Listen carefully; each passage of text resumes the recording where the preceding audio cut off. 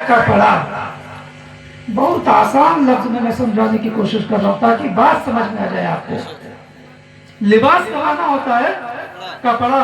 आदमी कितना भी बदसूरत हो, कितने भी शरीर पर उसके दाग धब्बे हो, लेकिन अगर उसको अच्छा कपड़ा पहना दिया जाए, अच्छा लिबास पहना दिया जाए, तो उसके चेहरे पे रौनक आ जाती है, उसके जिस्म के तमाम ऐब ढक जाते हैं सिर्फ लिबास पहनने की बुनियाद पर।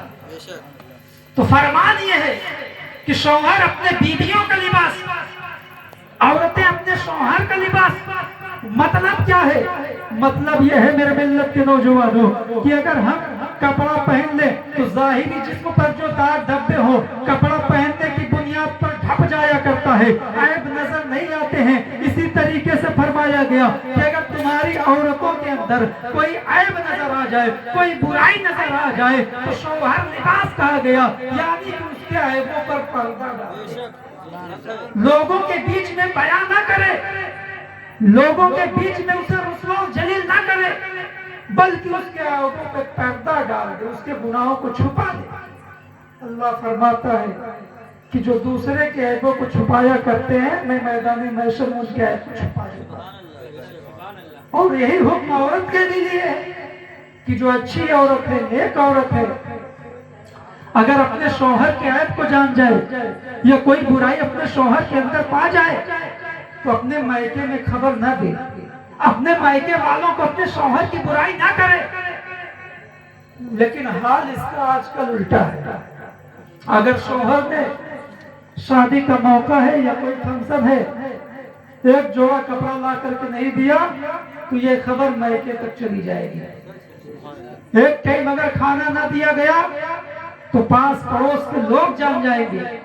लेकिन जरा गौर करें मेरे मिल्लत के नौजवानों, अल्लाह के रसूल सल्लल्लाहु अलैहि वसल्लम के दौरे जमाना का हाल ये था कि उस वक्त की औरतें ऐसी थी मेरे मिल्लत के नौजवानों कि फाके पे फाका किया करती थी, लेकिन अपने रब का शुक्र अदा किया करती थी, अपने शौहरों का सिकवा नहीं किया करती थी, बल्कि रब से रो रो करके दुआएं करती, ऐ पाक परवरदिगार आलम, काश कुछ ऐसा इंतजाम हो जाता जिससे हमारे घर की गरीबी दूर हो जाती, काश ऐसा कुछ इंतजाम हो जाता जिससे हमारे बच्चे सिकमशेर होकर के अपने पेट को भर लेते। ऐ मेरे मिल्लत के नौजवानों, आज भी अगर मेरी माँ और बहनें खातूने जन्नत तो नहीं बन सकती, लेकिन कनीज़े फातिमा जरूर बन सकती है।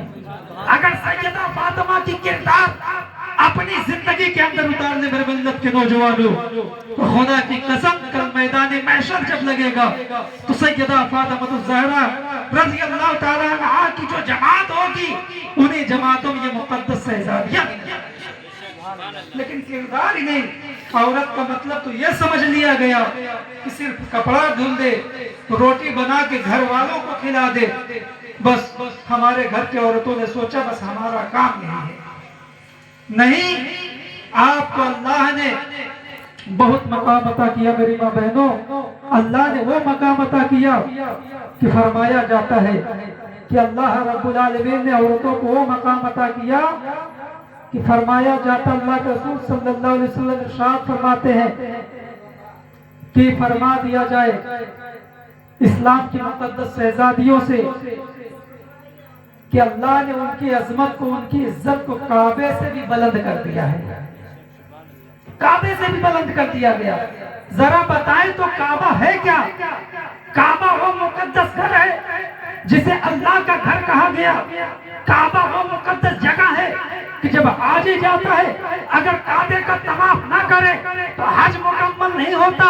लेकिन फरमाया गया कि उस काबे से भी बढ़ करके औरतों की इज्जत को अल्लाह ने बुलंद कर दिया। तो मेरी माँ बहनों, अपनी इज्जत को समझो। राबिया बसरी कौन है? वो भी एक खातून है। मेरे मिल्लत के नौजवानों, पूरी जिंदगी अपने रब की इबादत और रियाजत में गुजार दी। उस वक्त हज़रत इमाम हसन बसरी रज़ी अल्लाह ताला अन्हु थे, उन्होंने पर्दे की आड़ से सलाम पेश किया और फरमाया, राबिया मैं तुमसे निकाह करना चाहता हूँ। आप जानते उनका रंग कैसा था? आज हम जाते हैं तो पढ़ाई से कोई ताल्लुक नहीं, मतलब लड़की खूबसूरत होनी चाहिए, उसके किरदार से हम मतलब नहीं रखते, लड़की खूबसूरत होनी चाहिए।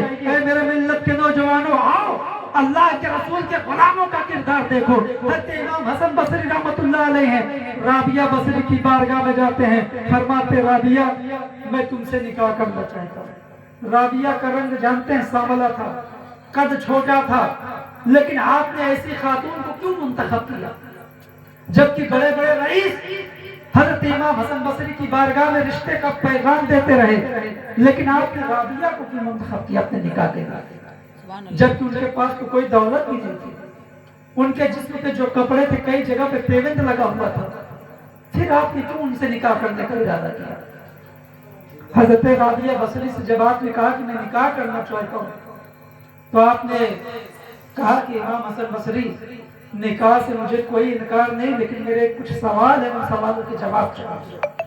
یہ اللہ والے ہیں, اللہ والوں کی سوچ دیکھیے. حضرت امام حسن بصری رحمۃ اللہ علیہ فرماتے رابعہ اگر تمہارا سوال کون سا ہے؟